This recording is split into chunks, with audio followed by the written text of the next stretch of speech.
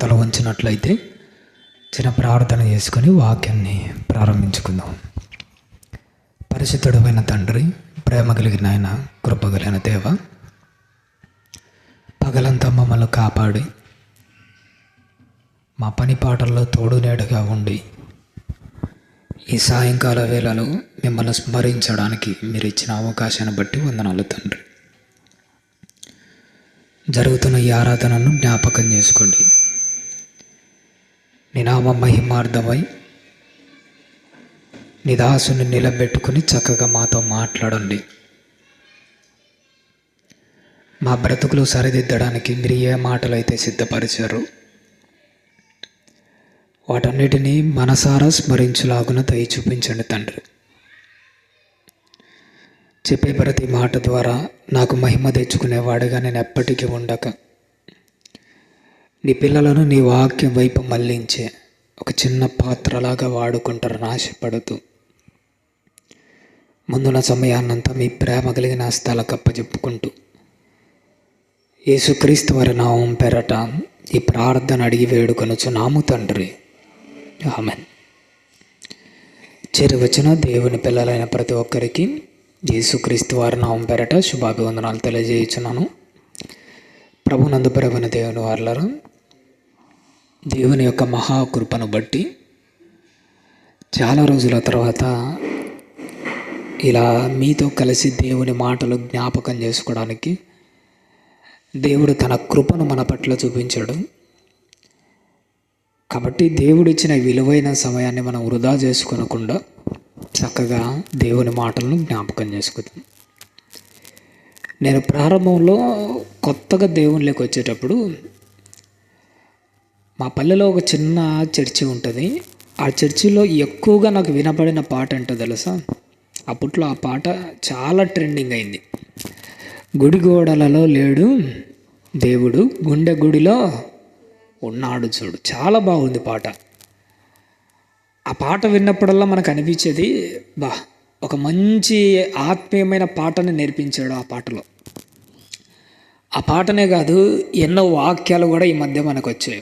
దేవుడు ఎక్కడున్నాడు అంటే మనం కట్టుకుంటున్న ఈ గుడులలో, ఈ చర్చిలలో లేడు. ఎక్కడున్నాడు? మన హృదయంలో ఉన్నాడు. ఎప్పుడైతే ఈ మాటలు ఎక్కువగా బయటకు వచ్చేసరికి ప్రజలకు దేవుని సన్నిధానం అంటే కాస్త విలువ తగ్గుతూ వచ్చింది. నిజంగా చెప్పాలంటే దేవుడు ఈ మందిరంలో లేడు కదా, దేవుడు మన హృదయంలోనే ఉన్నాడు కదా, మరి ఈ మందిరానికి విలువ ఇవ్వాల్సిన అవసరం ఏముంది? దీని ప్రత్యేకత ఏముంది? ఈ మందిరం యొక్క విలువను ఏం చేస్తూ వచ్చారంటే తగ్గించుకుంటూ వచ్చారు. కానీ ఈ మందిరం యొక్క విలువ ఎంత గొప్పదో, దాని ప్రాధాన్యత ఎంత విలువైనదో, ఆ మందిరము మన ఆత్మీయ జీవితానికి ఎంత ఉపయోగపడుతుందో ఈరోజు బైబిల్లో నుంచి ఒక అద్భుతమైన అంశం గురించి మనం చక్కగా జ్ఞాపకం చేసుకుందామండి. మొట్టమొదట ఒక మాట చెప్పి నేను వాక్యంలోకి వెళ్తాను. మన ఇంట్లో కూడా వృద్ధాప్యంలో ఉన్న ముసలి వాళ్ళు ఉంటారు. ఆ ముసలి వాళ్ళు మన నుండి ఏం ఆశపడుతుంటారు? ఎక్కువగా ఏం ఆశపడుతుంటారమ్మా? సాయంత్రం ఆకలి అవ్వగానే ఒక ప్లేట్ భోజనాన్ని ఏమైనా ఆశపడుతుంటారా? ఆరోగ్యం బాగలేదు కదా, అనుక్షణము అంటే గడియకు ట్యాబ్లెట్ ఇచ్చేవాళ్ళు ఎవరైనా ఉంటే బాగుంటుంది అనుకుంటుంటారా? ఆ ముసలి వాళ్ళను నేను తరచి అడిగి మళ్ళీ చూశాను. అలా మనసులోకి ఆలోచన చేస్తూ నేను గమనించాను. వృద్ధాప్యంలో నా ముసలి వాళ్ళు ఎక్కువగా ఆశపడేది ఏంటో తెలుసా? నువ్వు పెట్టే ప్లేట్ భోజనం కాదు, నువ్వు సాయంత్రం పూట అందించే ఆ ట్యాబ్లెట్స్ కాదు. అలా ఆశపడదు ఒకటి, నా కొడుకు నా పక్కలోకి వచ్చి కూర్చొని ప్రేమగా 2 మాటలు మాట్లాడితే చాలు, నా బిడ్డలు నాతో ఉంటే చాలు. ఆ వృద్ధాప్యంలో వాళ్ళు ఎలా ఫీల్ అవుతుంటారంటే ఒంటరిగా ఫీల్ అవుతుంటారు. నాతో మాట్లాడే వాళ్ళు ఎవరు లేరు, నన్ను పలకరించేవారు ఎవరు లేరు, నాతో గడిపేవారు ఎవరు లేరు అని వాళ్ళు ఎంతో కుమిలిపోతుంటారు ఆ ముసలి వాళ్ళు. ఆ సమయంలో వాళ్ళు ఆశపడేది ఏంటంటే మనతో మాట్లాడాలి, మన పిల్లలతో ఉండాలి, నా వాళ్ళతో కలిసి ఉండాలని వాళ్ళు ఎంతో ఆనందపడుతుంటారు. కానీ వాళ్ళ కష్టాన్ని వృధా చేసి ఈ వృద్ధాప్య సమయంలో వాళ్ళతో మాట్లాడేవాళ్ళు ఎవరు లేదు, ఎవరు పనులు వాళ్ళవి. నిజంగా ప్రపంచంలో అందరికంటే పెద్ద పిచ్చోళ్ళు ఎవరో తెలుసా అండి? నిజంగా నేనంటాను, మన అమ్మ నాన్ననే ప్రవణ దేవుని వాళ్ళు. ఒకప్పుడు మనం చదువుకునే టైంలో నిజంగా మా కుటుంబ పరిస్థితులు నాకు బాగా తెలుసు. నావే కాదు, మధ్యతరగతి బ్రతుకుతున్న ప్రతి ఒక్కరి కుటుంబ పరిస్థితులు ఏంటో తెలుసా? పండగ వచ్చిందనుకో, కొడుకు బట్టలు తీసుకోవాలి, కూతురుకు బట్టలు తీసుకోవాలంటే తండ్రి పరిస్థితి ఏంటో తెలుసా? ఉన్న డబ్బులంతా ఊడిసి పండగకు పిల్లలకు బట్టలు వేస్తాడు, కానీ ఈయన వేసుకోవడానికి బట్టలు ఉండవు. అలా భార్య అంటుంటుంది, ఏమయ్యా నీకు బట్టలు అంటే, అక్కడ చిరిగిపోయిన ఒక జోబి షర్ట్ ఒకటి ఉంది చూసావా, దానికి కుట్టు వేసి తీసుకొని రా. చినిగిపోయిన బట్టలు వేసుకొని తిరిగిన రోజులు అవి మా నాన్న. అవసరమైతే మనకు చాలా నిజంగా ఒక సందర్భం నాకు ఎప్పటికీ జ్ఞాపకం ఉంటుంది. ఆ చెప్పులు తెగిపోయింది అనుకోండి, చెప్పులు ఆటోమేటిక్గా తెచ్చి ఉంటాడు. అదే మన నాన్న చెప్పులు తెగిపోయానుకో ఏం చేసేవాడో తెలుసా? ఆ చెప్పుల కింద చిన్న ఒక పిన్సూది లాంటిది పెట్టి తెగిపోయిన ఆ చెప్పులు వేసుకుంటూ తిరిగేవాడు. ఇప్పుడు చెప్పులు కొంటే ఏదైనా డబ్బులు వేస్ట్ అయిపోతుందేమో, ఈ డబ్బులు ఇంకొకదానికి వాడుకోవచ్చులేని. ఎంత కష్టపడ్డాడో, వాళ్ళ కష్టాన్ని ఒక్కొక్కసారి జ్ఞాపకం చేసుకుంటుంటే వాళ్ళ ఇష్టాలన్నీ చంపుకొని వాళ్ళ కష్టాలన్నిటినీ పక్కన పెట్టేసి మన కోసమే తన జీవాన్నంతా త్యాగం చేశారు. మన తల్లిదండ్రులు వాళ్ళ యవ్వన జీవితాన్నంతా కష్టపడి మన కోసమే పనులు చేస్తూ మన కోసమే తన త్యాగాన్ని చేసి జీవితాన్ని అంతా వృధా చేసి మన కోసం కష్టపడ్డాడు. ఈ వృద్ధాప్యలో ఆశపడుతున్న ఒకటి, సాయంత్రం అయితే నాతో మాట్లాడే వాళ్ళు ఒకరు కావాలి. దేవుడు కూడా ఎలాంటి వాడంటే, మొట్టమొదటిసారిగా ఆదాము గారిని ఏదైనా తోటలో చేసేటప్పుడు ఆదాము తన కోసం బ్రతకడా అన్న సంబంధం లేదు. ముందు ఆదాము వస్తున్నాడు, ఆదాము కోసం నేను ఈరోజు కష్టపడాలి. ఎంత కష్టపడ్డాడో తెలుసా? దేవుడే విశ్రాంతి తీసుకోవాలి అనుకున్నాడంటే మహానుభావుడు ఎంత కష్టపడ్డాడు అంటే, దేవుని యొక్క ఆలోచన ఒకటి, నా తర్వాత నా పిల్లలు రాబోతున్నారు, వాళ్ళు నా కోసం బ్రతకడా అన్న సంబంధం లే. అక్కడ ఆదాము నా మాట వింటాడా లేదని కూడా ఆలోచన చేయట్లే. ముందు నా పిల్లలు రాబోతున్నారు, వాళ్ళ కోసం నేను ఈరోజు కష్టపడాలి. తన కష్టాన్ని అంతా పెట్టేశాడు. ఎందుకు పెట్టాడో తెలుసా? ఇంత నేను కష్టపడుతున్నది, ఒకరోజు నా కుమారుడు వస్తాడు, ఏదైనా తోటలో తిరుగుతూ ఉంటాడు, ఆడితో కాసింత సమయాన్నైనా నేను గడపాలి. నాతో నా కుమారుడు ముచ్చటిస్తే చాలని ఎన్నో కలలు కంటూ కష్టపడిన దేవుడు కొంతకాలం అయిపోయేసరికి ఆదాము దేవుని మాటను అతిక్రమించి దేవుని సన్నిధానానికి ఏమైపోయాడు? ఏదైనా తోటలో దూరం అయిపోయాడు. ఆనాడు దూరం అయిపోయిన మానవ జాతి అక్కడి నుంచి ఏమైపోతూ వచ్చిందో తెలుసా? దేవుని సన్నిధానానికి దూరం అయిపోతూనే ఉన్నారు. దేవుని సన్నిధానం యొక్క రుచిని మళ్ళీ అరిగిన దావీదు గారి నోటి నుంచి ఒక విలువైన మాట మన కోసం వస్తుంది. కీర్తనల గ్రంథంలో ఒక మంచి మాట రాయించాడు, ఒకసారి చూద్దామా. 27వ అధ్యాయము కీర్తనల గ్రంథము 27వ అధ్యాయము 4వ వచనాన్ని ఒక్కసారి జ్ఞాపకం చేసుకుందాము తల్లి. కీర్తనల గ్రంథము 27వ అధ్యాయము 4వ వచనం తల్లి. యెహోవా యొద్ద ఒక వరము అడిగి తిని దానిని నేను వెతుకుచున్నాను. భక్తుడైన దావీదు గారి నోట ఒక విలువైన మాట వస్తుంది. దావీదు గారి పొజిషన్ ఏంటో తెలుసు? అప్పటికి ఇసుక రేణువులంతా ఉన్న ఇశ్రాయేలు అందరినీ పరిపాలించే ఏకఛత్రాధిపతంగా ఉన్న చక్రవర్తి. ఒకప్పుడు ఒక మాట ఉండేది, రాజు తలుసుకుంటే దెబ్బలకు కొదవ. రాజు తలుసుకుంటే దెబ్బలకు కొదవ లేదు, రాజు తలుసుకుంటే బంగారానికి కొదవ ఉండదు, రాజు తలుసుకుంటే ఆస్తులకు అంతస్తులకు సుఖభోగాలకు కొదవే ఉండదు. కానీ దావీదు గారు ఏమడుగుతున్నారు? యెహోవా యొద్ద ఒక వరమును అడిగితే. ఏం తక్కువయ్యాయని దావీదు గారు దేవుని దగ్గర వరాలు అడగాలి చెప్పండి? ఏం తక్కువయ్యాయమ్మా ఆయనకు? ఆస్తులు తక్కువయ్యాయా?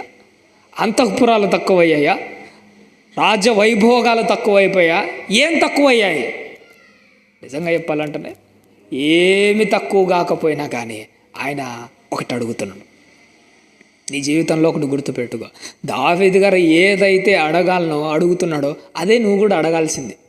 ఏమని మళ్ళీ చదువుతలే ఆ మాట, యెహోవా యొద్ద ఒక వరమును అడిగి తిని దానిని నేను వెదకుచున్నాను. నువ్వు కూడా దేవుని దగ్గర చాలా అడుగుతుంటావు. అడిగి ఏం చేస్తుంటావు అంటే ఇడిచిపెడుతుంటావు.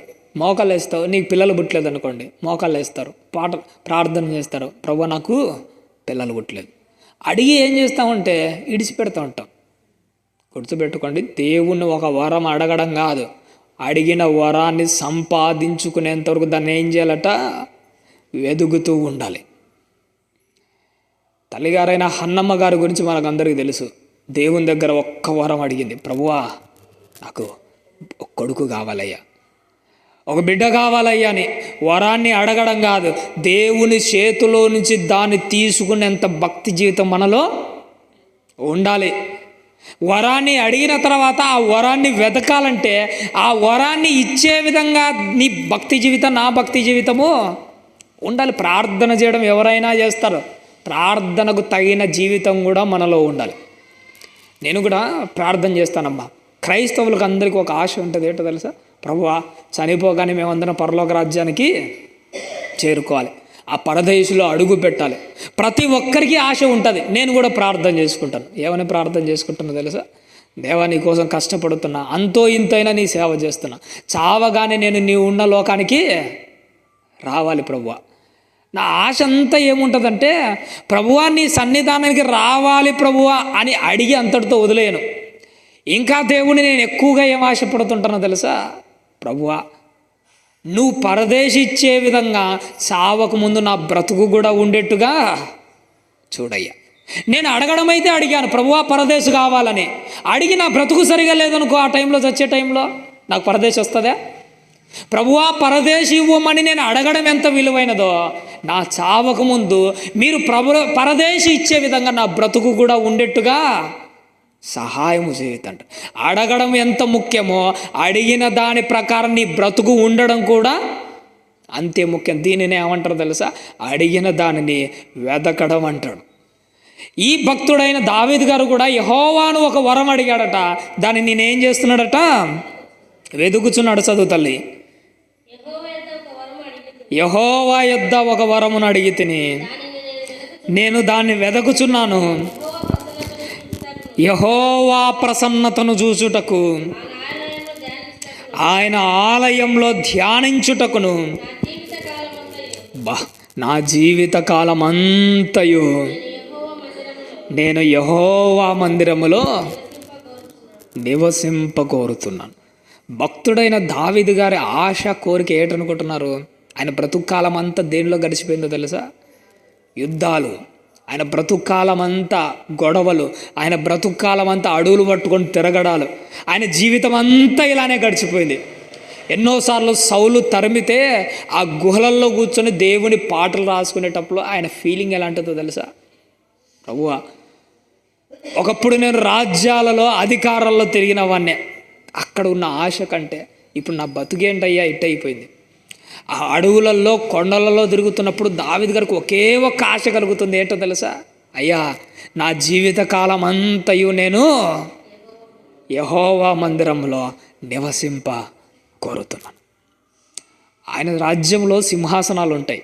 దావీదు గారి ఫీలింగ్ ఏంటో తెలుసా, అయ్యా నా రాజ్యంలో సింహాసనం మీద కూర్చోవడం కంటే నీ మందిరావరణానికి వెళ్ళి నా జీవితకాలం అంతయు నీ పాద సన్నిధానంలో కింద కూర్చోవడమే మేలు. నా మందిరంలో అనగా నా సింహాసనం మీద కూర్చుండే మజా కంటే, నిజంగా చెప్పాలంటే దేవుని సన్నిధానంలో కింద కూర్చోవడంలో ఉన్న మజానే వేరు. అందుకే దావీదు గారు దేవుని దగ్గర కోరుకుంటున్న వరం ఏంటో తెలుసా, అయ్యా నా బ్రతుకంతా యుద్ధాలలో, నా బ్రతుకంతా అడవులు పట్టుకొని తిరగడం అయింది, నా బ్రతుకు అంతా సింహాసనం మీద కూర్చోవడం కంటే నీ సన్నిధానంలో ఒక మూలన నా బ్రతుకు కాలం అంతా కూర్చోవడమే మేలు. దేవుని మందిరం యొక్క రుచి ఎరిగిన వాడు ఇలాంటి మాటలే మాట్లాడతాడు. నీ బ్రతుకు కాలంలో కూడా ఇలాంటి కోరికే కోరుకోవాలి, ఇలాంటి ఆశ కోరుకోవాలి. అయ్యా ఈ కాలం అంతా, నా జీవిత కాలం అంతా ఎక్కడెక్కడో గడిపోతుంది, నా సమయం అంతా పనుల దగ్గరే గడిచిపోతుంది, నీ బ్రతుకు కాలంలో ఇదే కోరుకో, జీవితాంతము యెహోవా మందిరములో నివసింప కోరుతున్నాను. అన్నానే ఒక ప్రవక్తి కనపడుతుంటుందమ్మా. పెళ్ళయింది, కొంత యవ్వన జీవితంలోనే ఉంది. భర్త ఏమైపోయాడో తెలుసా? చచ్చిపోయాడు. భర్త చచ్చిపోతే అందరూ ఏమనుకుంటారో తెలుసా? ఇంకొకడు ఎవడో ఒకడు పంచన చేరాలనుకుంటారు. ఇప్పుడు జరుగుతున్న లోకం తీరు అలాంటిదే. యవ్వనంలో ఉండగా భర్త చనిపోతే ఉన్న ఇంటిని ఇడిచిపెట్టి ఎవడో ఒక పంచన చేరుతూ ఉంటారు. ఆడి పంచనో ఈడి పంచనో చేరి అలా మోసేది కింద నీళ్లు తాగుతూ కుటుంబాన్ని సాగించుకుంటారు. ఈ మధ్య యవనస్తులైన విధవరాళ్ళుగా ప్రవర్తించేవాళ్ళు. కానీ ఆ రోజు అన్న అనే ప్రవక్తి తన భర్త చచ్చిపోతే ఎవడో పంచన చేరట్లే, సరాసరి దేవుని సన్నిధానానికే చేరుకుంది. తన బ్రతుకాలం అంతా జీవితాంతం ఎక్కడ బతికిందో తెలుసా? యెహోవా సన్నిధానంలో బతికింది. ఆ తల్లి మనతో చెబుతున్న విలువైన పాఠం ఏంటో తెలుసా? ఆమె మాటలుగా చెప్పింది, ఆమె క్యారెక్టర్ చెబుతుంది. నాకు చిన్న అవకాశం ఉంటే పెళ్లి చేసుకోవచ్చు, నాకున్న అవకాశాన్ని బట్టి నేను స్వతంత్రాలనే, లోకంలో ఎంజాయ్ చేయొచ్చు, లోకంలో ఏదేదో గడపచ్చు, కానీ నా దేవుని మందిరంలో ఉన్నంత రుచి ఇక నాకు ఎక్కడ బయట దొరకల. అందుకే తన బ్రతుకాలం అంతా యెహోవా సన్నిధానంలో ఉండాలని ఆశపడింది. నీ బ్రతుకాలం కూడా అక్కడే ఉండాలని ఆశపడు. కారణం ఏంటో తెలుసండి? దేవుని సన్నిధానంలోనే మన బ్రతుకులు రూపింపబడతాయి. తెలుసా? మన జీవితాలన్నీ స్థిరపడేది, రూపింపబడేది ఎక్కడ అనుకుంటున్నారు? దేవుని సన్నిధానంలో. ఓపెన్గా నేను ఒక మాట చెప్తాను. మనకి 7 గంటలకు చర్చి స్టార్ట్ అయింది, సుమారుగా 9 వరకు అవుతుంది అనుకోండి. 2 గంటలు ఎక్కడ ఉంటున్నాం మనము? దేవుని సన్నిధానంలో ఉంటున్నాం. ఒక్కసారి గుండెల మీద చేసుకుని ఆలోచన చేయండి. ఈ 2 గంటల్లో, అంటే దేవుని సన్నిధానంలో గడుపుతున్న ఈ 2 గంటల్లో మనం ఎప్పుడైనా మోహపు చూపులు చూస్తామా? దేవుని సన్నిధానంలో పక్కనోని ఎవడో ఒకని చంపేయాలన్న ఆలోచనలు వస్తాయా? దేవుని సన్నిధానంలో ఎవడికో ఒకడు ద్రోహం చేయాలన్న ఆలోచనలు వస్తాయా? వ్యభిచార మనస్తత్వాలు వస్తాయా? రావు. తెలుసా? ఈ 2 గంటలైనా కానీ మనం పరిశుద్ధంగా బ్రతుకుతాము కదా. రోజులో 2 గంటలైనా దేవుని సన్నిధానంలో నీతిగా బ్రతికానని చెప్పుకోవడానికి ఒక అవకాశం ఏమి వస్తుందో తెలుసా? మనకి ఇక్కడ దేవుని సన్నిధానం మనకు ప్రసాదిస్తుంది. అందుకే దేవుని సన్నిధానంలో గడుపుతున్న నువ్వు గమనించవలసిన ఒక విషయం ఏంటో తెలుసా? నీ బ్రతుకు రూపింపబడేది ఎక్కడంటే దేవుని సన్నిధానంలోనే రూపింపబడుతుంది. ఈ కాలంలో మనకు సిమెంట్ రేకులన్నీ వచ్చాయి, కానీ ఇంకా కొంతకాలం వెనక్కి వెళ్తే ఆ ఎర్రటి పెంకులతో మట్టితో చేసి ఆ రేకులు ఒకటి ఉండేవి. అయ్యేటంటే అచ్చులతో వేసి పెంకుల రేకులను తయారు చేసేవాళ్ళు. ఆ మట్టితో ఆ రేకులను, అలాంటి ఆ పెంకులను ఎలా తయారు చేసేవాళ్ళో తెలుసా? ఒక అచ్చు ఉంటుంది, అచ్చు మీద మట్టి వేయగానే ఆ మట్టికి ఏమొస్తుందో తెలుసా? ఒక రూపం వస్తుంది. వాటినే చాలా కాలం మనము ఇంటి పైకప్పుగా వాడుకుంటూ వచ్చాం. ఒక అచ్చు వల్ల మంటికి ఎలా రూపం వచ్చిందో, దేవుని సన్నిధానంలో కూర్చొని ఆయన మాటలు శ్రద్ధగా ధ్యానిస్తూ ఉంటే నీ హృదయానికి, నీ బ్రతుక్కు, నీ జీవితానికి కూడా ఒక చక్కని రూపము వస్తుంది. ఎక్కడో తెలుసా? దేవుని సన్నిధానంలో. తల్లి గర్భంలో మొట్టమొదటి నెలలో మనం ఎట్టుంటామో తెలుసా? ఒక మాంసపు ముద్దలాగా ఉంటాం. కానీ కాలం గడిచే కొద్దీ ఏమైపోతుంటో తెలుసా? ఆ మాంసపు ముద్దకు ఒక రూపం వస్తూ ఉంటుంది. మొదట తల వస్తుంది, గుండె వస్తుంది, ఊపిరితిత్తులు వస్తాయి, కాళ్ళు వస్తాయి, చేతులు వస్తాయి, అన్నీ వస్తాయి. 9 నెలలు తల్లి గర్భంలో మాంసపు ముద్దగా ఉన్న బిడ్డ ఎలా అయితే రూపింపబడుతూ వస్తుందో, దేవుని సన్నిధానంలో కాలం గడిపే కొద్దీ, సంవత్సరాలను దేవుని మందిరంలో సమయాన్ని వెచ్చించే కొలది నీ ఆత్మీయమైన బ్రతుకు కూడా అంత అద్భుతంగా రూపింపబడుతూ వస్తుంటుంది. నువ్వు దేవునితో ఎంత సమయాన్ని గడిపితే, దేవుని సన్నిధానంలో నువ్వు ఎంత సమయాన్ని కేటాయిస్తే అంత నీ జీవితమే బాగుపడుతుంది, అంత నా జీవితమే బాగుపడుతుంది. అందుకే దావీదు గారు ఏం కోరిక కోరుతున్నాడమ్మా? మళ్ళీ చదువు తల్లి. 4వ వచనము, 27వ అధ్యాయము 4వ వచనం. యెహోవా యొద్ద ఒక వరమును అడిగి తిని దాన్ని నేను వెదకుచున్నాను, యెహోవా ప్రసన్నతను చూచుటకు. దేవుని సన్నిధానానికి ఎందుకు పోతున్నావయ్యా దావీదు అని అంటే, దావీదు గారు ఏమని చెప్తున్నాడు? యెహోవా ప్రసన్నతను చూడ్డానికి. నిజంగా మన దేవుని కల్లారా ఆయనను చూడగలమంటారా? ఒకానొక టైంలో మోషే గారికి గొప్ప ఆశ కలిగింది. అయ్యా, ఇన్ని రోజుల నుంచి నాతో మాట్లాడుతున్నావు కదా, ఒక్కసారి నిన్ను చూస్తానయ్యా, ఒక్క అవకాశం ఇస్తావా? అప్పుడు దేవుడు అంటాడు, మోషే నన్ను చూస్తే ఎవడు బతకడు. నిజంగా దేవుని చూస్తే ఎవడు బతకడు. దేవుని ప్రసన్నతను ఎవడు చూడలేకపోవచ్చు, కానీ దేవుని సన్నిధానం నీకు ఏం ప్రసాదిస్తుందో తెలుసా? ఆత్మీయంగా ఆయన ప్రసన్నతను చూసే అవకాశాన్ని ఇస్తుంది. బాధల్లో వచ్చి దేవుని మందిరంలో కూర్చున్నాం అనుకోండి, శ్రద్ధగా ఆయన మాటలు వినేటప్పుడు బాధల్లో ఉన్న మన గుండెను ఓదార్చే మాటలు ఆయన మాట్లాడతాడు.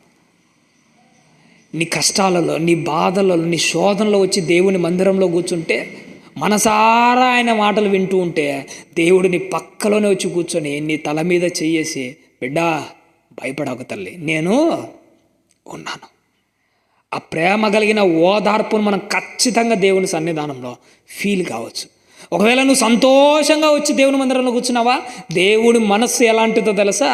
నీ మనస్సును ఒక లేడి పిల్లల వలె గంతులు వేసే విధంగా చేయగలిగిన సమర్థుడు ఎవరు తెలుసా? ఆయనే. దేవుని సన్నిధానంలో అన్నీ జరుగుతాయి. నీ మనసును తెప్పరిల్లా చేస్తాడు, నీ మనసును ఉన్నతమైన స్థాయిలో నిలబెడతాడు, నీ మనసును ఒక రేంజ్లోకి తీసుకుపోయేది ఎక్కడో తెలుసా? దేవుని సన్నిధానంలోనే. మరొక మాట కీర్తనలోనే, ఒక పేజీ ముందరికి తిప్పడమ్మా, 24వ అధ్యాయము 3-4 వచనాలు చూద్దాము తల్లి. చివరిగా కీర్తనల గ్రంథము 24వ అధ్యాయము 3-4 వచనాలు తల్లి. యెహోవా పర్వతమునకు ఎక్కదగిన వాడు ఎవడు? ఆయన పరిశుద్ధమైన స్థలములలో నిలువతగిన వాడు ఎవడు? వ్యర్థమైన దాని యందు మనస్సు పెట్టక. ఇక్కడ దేవుడు మాట్లాడుతున్నాడు ఏంటంటే, యెహోవాని సన్నిధానంలో, యెహోవా పర్వతం మీద నిలవదగిన వాడెవడు, ఆయన సన్నిధానంలో అడుగు పెట్టగలిగిన వాడు ఎవడు అని ఎందుకు ప్రశ్నిస్తున్నాడో తెలుసా? ఎవడైతే పరలోకంలో అడుగు పెట్టాలని ఆశపడుతున్నాడో, అక్కడ అడుగు పెట్టాలనుకున్న ప్రతి ఒక్కడు ఎక్కడ అడుగు పెట్టాలనో తెలుసా? దేవుని సన్నిధానంలో అడుగు పెట్టాల్సిందే. ఇక్కడ నీ అడుగులు పడకపోతే పరలోకంలో దేవుని సన్నిధానంలో అడుగులు పడతాయని నువ్వు ఎలా అనుకున్నావు? ఇంటి దగ్గర కూర్చొని ప్రార్థన చేసుకోవచ్చేమో, ఇంటి దగ్గర ఉంటే అన్నీ బాగుంటాయేమో అని నువ్వు అనుకుంటే ఎలా చెప్పండి? దేవుని సన్నిధానంలో నీ అడుగు పడాలని అంటే ఇక్కడ కూడా నీ అడుగు ఉండాల్సిందే. అందుకే దేవుడు ఏమంటున్నాడంటే, ఆ పరలోకానికి పోవాలంటే ఏమని చెప్తున్నాడు? వ్యర్థమైన దాని యందు మొట్టమొదటి నువ్వు మనసే పెట్టకూడదు. ప్రసంగి గ్రంథంలో ఒక మాట అంటారు, మీకు అందరికీ తెలిసినదే, వ్యర్థము వ్యర్థము సమస్తము వ్యర్థమే. నా బ్రతుకు కాలంలో నువ్వు గుర్తుపెట్టుకోవాల్సిందంటే, ఇది వేస్ట్ అని నీకు అర్థమైంది అనుకో, దాని గురించి నువ్వు పట్టించుకోవాల్సిన అవసరమే లేదు. నాకు తెలిసిన ఒక మంచి సేవకుడు ఉన్నాడు, చాలా మంచివాడు. ఒకప్పుడు బాగా పరిచయం చేసేవాడు. యవన జీవిత కాలంలో ఉన్నాడు, ఇంకా పెళ్లి కాలే మనవాడికి. ఆయన చింతంతా ఏముంటుందో తెలుసా? ఒకప్పుడేమో దేవుని పరిచయం చేసినవాడే, ఒకప్పుడేమో దేవుని కోసం బాగా నిలబడిన వాడే, ఒకప్పుడు అంత చేసిన వాడికి ఆయన చింతంతా ఏ దాని మీద ఉందో తెలుసా? నాకు విచిత్రం అనిపించింది. అంత గొప్పగా సేవ చేసినానికి ఈ చిన్న ఆలోచన ఏంటి? ఆలోచన ఏంటో తెలుసా? అతని తల మీద ఉన్న వెంట్రుకలు ఒక్కొక్కటి రాలిపోతున్నాయి.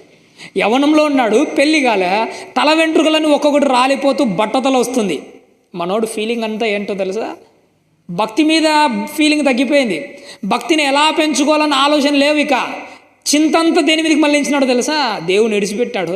తల మీద రాలిపోతున్న ఒక్కొక్క వెంట్రుక గురించే ఆలోచన చేస్తున్నాడు. నీ తల మీద వెంట్రుకలు రాలిపోయినంత మాత్రం నువ్వు నరకానికి పో అంటాడా? పరలోకానికి రావాగని అంటాడా? ఈ మధ్య మన చింతలంతా దేని మీద తయారైపోతున్నాయి తెలుసా? అనవసరమైన దాని గురించి ఎక్కువగా చింతపడుతుంటాం. ఏం చేస్తాం చెప్పండి?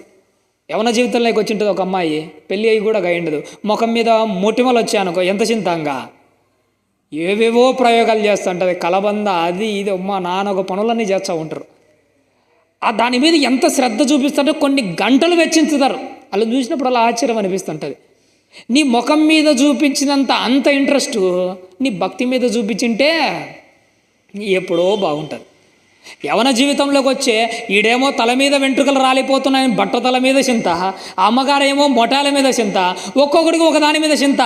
దేవుడు అంటారు, నాయన అది వ్యర్థమైనదని నీకు అర్థమైతే నువ్వు దాని గురించి పట్టించుకోక దాని గురించి ఎందుకు సమయాన్ని వేస్ట్ చేస్తాం? మన వాళ్ళు మరీ దారుణమైన సంగతి ఏంటో తెలుసా, మధ్యతరగతి వాళ్ళ జీవితాలను నేను ఎక్కువగా గమనిస్తుంటాను. ఉన్నట్టుండి నీకు ఏదైనా గవర్నమెంట్ పథకం కింద ఉన్నట్టుండి రాత్రికి రాత్రే 2 లక్షల డబ్బులు ఉన్నాయి ఇంకా అకౌంట్లో. అన్నం తినకముందే నీకు అర్థమైంది, భోజనం తిందామని ప్లేట్లో పెట్టుకున్న మెసేజ్ వచ్చింది, నీ అకౌంట్లో 2 లక్షలు పడ్డాయి గవర్నమెంట్ పథకం కింద అని. రాత్రికి మనం నిద్ర వస్తుంది అంటారా? ఇంకా పడిన 2 లక్షలు ఎలా ఖర్చు పెట్టాలని మన చింత అంతా ఎట్టుంటుందో తెలుసా? ఇంకా రాత్రి అంతా నిద్రే రాదు. దాని గురించి ఆలోచించుంటాం, దాని గురించి ఆలోచించుంటాం. ఎంత చింత చూసారా? 2 లక్షలు మన అకౌంట్లో పడితే ఎలా ఖర్చు పెట్టాలనో అర్థం కాని జీవితాలు మనవి. కానీ నీ బ్రతుకుని ఎలా ఖర్చు పెట్టాలి అని ఏ రోజైనా ఆలోచన చేసామో మనమంతా? ఈ మధ్య గవర్నమెంట్ పథకాల కింద డబ్బులు పడుతుంటాయి కదా, పడగానే ఒక 50,000 పడింది అనుకోండి, ఆ 50,000 గురించి మన వాళ్ళు ఎంత చింతనో తెలుసా? దానికి ఎంత, ఏ దానికి ఖర్చు పెట్టాలి, దీనికి ఎంత ఖర్చు పెట్టాలి, దానికి ఎంత రాత్రంతా కూర్చొని ఆలోచన చేస్తుంటారు. ఎంత? 50,000కే. 50,000 డబ్బులు ఎలా ఖర్చు పెట్టాలనో రాత్రంతా ఆలోచన చేసావు కదా. నీ సమయాన్ని రోజుకి 24 గంటలు ఉంటే ఈ 24 గంటలు దేనికి ఎంత సమయాన్ని దేవుని కోసం కేటాయించాలని ఒక్కరోజైనా రాత్రంతా కూర్చొని ఆలోచన చేసామా? లేదు. చూసారా? దేవుని కోసం ఇలా చేస్తేనే మనం దేవునికి ఎక్కడో కాసింతైనా నచ్చుతాం. దేవునికి దృష్టిలో ఒకటి బాగా గుర్తుపెట్టుకుని, అది వ్యర్థమైనది అని నీకు అర్థమైతే నువ్వు దాని గురించి ఆలోచన చేయకూడదు. మళ్ళీ ఏమంటే, వ్యర్థమైన దాని యందు మనస్సు పెట్టకూడదట. ఇంకా కపటముగా ప్రమాణాలు చేయకూడదు. దేవుని దగ్గర కపటమైన ప్రమాణాలు ఎప్పుడు చేయకూడదు. కపటమైన ప్రమాణాలు ఎక్కువగా మనం చేసే రోజు ఏంటో తెలుసా? జనవరి 1 కపటమైన ప్రమాణాలు బీభత్సంగా చేస్తాం. ప్రభువా, జనవరి మొదట్లో మొదలుపెట్టిన బైబిల్ డిసెంబర్ 31 లోపు కంప్లీట్ చేసేస్తాం. కపటమైన ప్రమాణాలు. ప్రభువా, ఈ రోజు నుంచి నేను 3 పూటలా ప్రార్థన చేసుకుంటాను, ఈ రోజు నుంచి ప్రభువా అనుక్షణం ప్రతిరోజు మిస్ కాకుండా నీ మందిరానికి వస్తా. కపటమైన ప్రమాణాలు ఎవడు చేయమని చెప్పారు చెప్పండి? నువ్వు మాట ఇచ్చి నెరవేర్చకపోవడం కంటే అసలు నువ్వు కపటమైన ప్రమాణాలు చేయకపోవడమే మేలంటున్నాడు. ఒకవేళ నువ్వు మాట ఇచ్చావా, నీ ప్రాణం పోయినా కానీ ఆ మాట నెరవేర్చుకునే విధంగా ఉండాలి. కపటమైన ప్రమాణాలు చేయకూడదట. ఇంకా చదువు తల్లి. నిర్దోషమైన చేతులను, బా ఇది తల్లి, శుద్ధమైన హృదయం. చాలు తల్లి. దేవుడు నా పరలోక రాజ్యాలను అడుగు పెట్టాలంటే ఒకే ఒక్కటి ఏముండాలట? శుద్ధమైన హృదయం. మన జీవితాలు ఎలాంటివో తెలుసా? నిమిషానికి కల్మషం అయిపోయాయి, మన బ్రతుకులంతా నాశనం అయిపోయాయి. దీన్ని ఏం చేసుకోవాలి? కల్మషం అయిపోయిన హృదయాన్ని మళ్ళీ శుద్ధి చేసుకోవాలి. మనం భోజనం వండుకుంటాము, భోజనం వండిన తర్వాత ఒక ప్లేట్లో భోజనం పెట్టుకొని తింటూ ఉంటాం. తిన్న తర్వాత ప్లేట్ ఏమైపోయి ఉంటుంది? అది ఎంగిల్ అయిపోయి ఉంటుంది. ఎంగిల్ అయిపోయిన ప్లేట్ని అట్లానే పక్కన పడేస్తామా? ఎంగిల్ అయిపోయిన ప్లేట్ని ఏం చేస్తామో తెలుసా? నీట్గా కడిగి శుద్ధి చేసుకొని పక్కన పెట్టుకుంటాం. ఎంగిలైపోయిన ప్లేట్నే కడిగి శుద్ధి చేసి పక్కన పెట్టుకుంటుంటే ఎంగిలైపోయిన మన బ్రతుకులను కడుక్కోవాలని ఒక్కసారైనా ఆలోచన చేస్తున్నామా? నీ కళ్ళ ద్వారా, నీ ఆలోచనల ద్వారా, నీ ప్రవర్తన ద్వారా నీ బ్రతుకే ఎంగిలైపోతుంది లోకంతో కలిసిపోయి. దీన్ని కడుక్కోవాలని ఎప్పుడని అనుకున్నామా? అందుకే దేం చేసుకోవాలట? శుద్ధమైన హృదయం. ఎందుకంటే చాలా రోజుల నుంచి అది మన భాషలో చెప్పాలంటే ఒక చోట రెడీ అయిపోయి ఉంటుంది, ఇంకంతే సెటిల్ అయిపోయి ఉంటుంది పాపం అంతా. ఏం రదే మనం చేసేది చిన్నవే కదా, చిన్న పాపాలే కదా అని అనుకుంటారేమో. చిన్నవే ఏం చేస్తాయి తెలుసా? నిజంగా చిన్నవే చాలా బరువు. ఎప్పుడైనా మీరు అంగడిలోకి వెళ్ళిన తర్వాత ఎప్పుడైనా అంగడికి వెళ్తారు కదా, అంగడికి వెళ్ళినప్పుడు ఒక చిన్న 1/2 కేజీ రాయి ఉంటుంది చూసారా? 1/2 కేజీ రాయిని ఇలా చెయ్యి ముందరికి పెట్టి అలా చేతుల మీద పెట్టుకోండి. 1/2 కేజీ రాయి బరువు ఎంత ఉంటుందండి? చాలా చిన్న బరువు. మనం మోయగలమా, మోయలేమా? 1/2 కేజీ రాయిని అరచేతిలో మోయడం పెద్ద కథ ఏమీ కాదు. అదే 1/2 కేజీ రాయిని ఒక 5 నిమిషాలు మోయండి, ఒక 10 నిమిషాలు, 1 గంట తర్వాత 1/2 కేజీ రాయి ఏమవుతుంటుందో తెలుసా? అది చిన్నదే.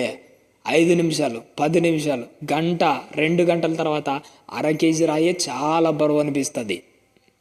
ఇది నీకు అర్థమైతే నీ మనసులో నేను చేసింది చిన్నదే కదా అని అనుకున్నావు అనుకో, ఆ చిన్నదే కాలం గడిచే కొద్దీ ఏమైపోతుంది తెలుసా? చాలా బరువు అవుతుంది. ఆ బరువును దింపుకోవాలి. ఆ బరువును దింపుకుంటే కానీ మన జీవితాలు బాగుపడవు ప్రేమైన దేవుడు. ఎన్ని రోజులని అలానే ఉంటాను చెప్పండి.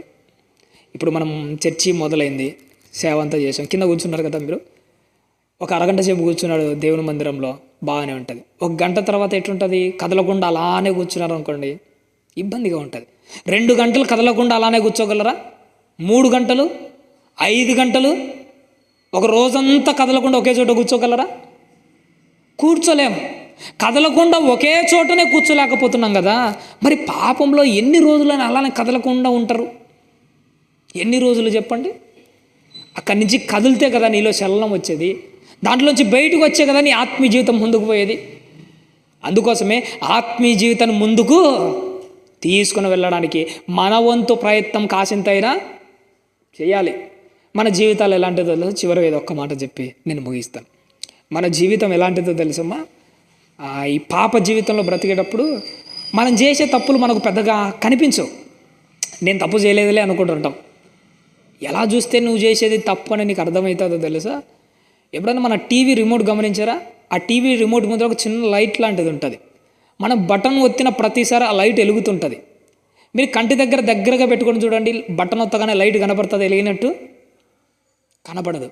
అదే ఒక సెల్ ఫోన్ కెమెరా ఓపెన్ చేసి ఆ రిమోట్కి ఎదురుగా పెట్టి ఒక్కసారి బటన్ ఒత్తి చూడండి, కంటికి కనిపించిన ఆ లైట్ సెల్ ఫోన్ కెమెరాలో కనపడుతుంది. నా భక్తి జీవితాలు కూడా ఎట్టుంటాయో తెలుసా? మనం చేసే తప్పులు మన కంటికి కనిపించవు. అదే వాక్యాన్ని ముందర పెట్టుకొని దేవుని సన్నిధానపూర్వకంగా ప్రార్థనలో చూసినప్పుడే మనం చేసే ప్రతి లోపం మన కళ్ళకు కట్టినట్టు కనబడుతుంది. కనబడగానే నేనేం చేసుకోలేదు తెలుసా? ఎంగిలైపోయిన ప్లేట్ని ఎలా అయితే కడిగేసుకుంటామో మన బ్రతుకును కూడా అలానే కడిగేసుకొని, అంతే. ఏం ఆప్షన్ ఏం లేదు. చక్కగా ఉంటాయి మన జీవితాలు. ఇవన్నీ జరగాలంటే ఎక్కడ జరుగుతాయో తెలుసా? దేవుని సన్నిధానానికి వస్తేనే ప్రతిదీ మనకు బోధపడుతుంది.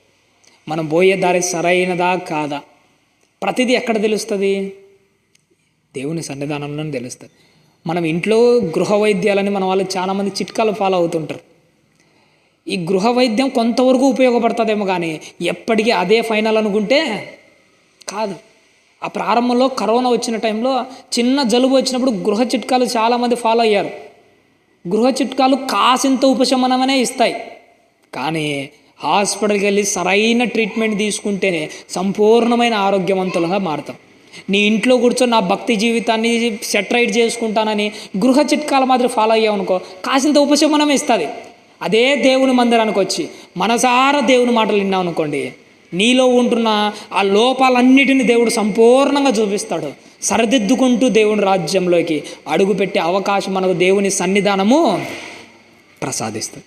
కాబట్టి ఇప్పుడు మన దేవుని వారారు ఇంటి దగ్గర ప్రార్థన చేసుకొని అంతటితో ఆగిపోకండి. మళ్ళీ దేవుని సన్నిధానానికి వచ్చి దేవునితో సమయాన్ని ఎక్కువగా గడపడానికి ప్రయత్నము చేయాలి. అలా మీరు నేను మనమందరం ఉండాలని ఆశపడుతూ ఓపికతో విన్నందుకు వందనాలు తెలియజేస్తూ ఈ నా మాటలు ముగిస్తున్నాను.